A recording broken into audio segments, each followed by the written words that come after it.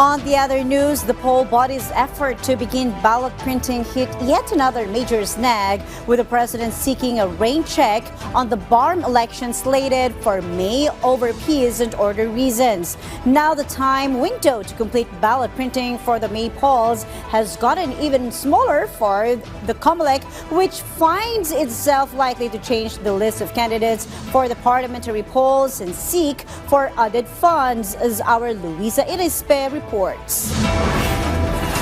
Now that President Ferdinand R. Marcos Jr. has certified the postponement of BARM parliamentary elections to October as an urgent bill, the Commission on Elections said it's all set to abide if the bill is enacted into law. And even now, the printing of the ballots for the parliamentary elections has been pushed back. Pinag-utos na natin sa printing committee na iset aside muna ang printing pagka ang pag-uusapan ay sa Bangsamoro parliamentary elections. Sapagkat tuloy naman yung printing ng Bangsamoro national and local elections. Kaya lang sa parliamentary, kinakailangan iset aside muna kasi pwede naman gawin namin yon sa huli.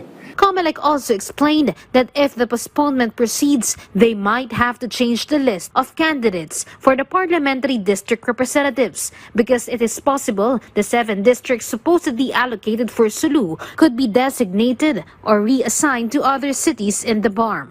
This will allow the region to have 80 parliamentary district representatives, which is stated in the Bangsamoro Organic Law. Diyan ay nakadepende sa kung magkakaroon ng Parliament Act o yung Act of Parliament na magre-reapportion ng parliamentary districts doon sa pamamagitan at sa kadahilanan na kinakailangang i-distribute yung 7 na originally ay dapat sa Sulu. Kakailanganing i-amend ang election code, ang administrative code, ang local government code, at kinakailangan nila magpasa ng batas na magdi-distribute ng 7. In case this process of redistricting proceeds, the COMELEC must conduct another filing of certificates of candidacies in June, and on July and August, it is the start of the printing of the ballots. In terms of funding, if the law states this postponement will result in special elections, for which the COMELEC may ask for an additional 2.5 billion pesos. But if this is represented as a continuation of the national and local elections,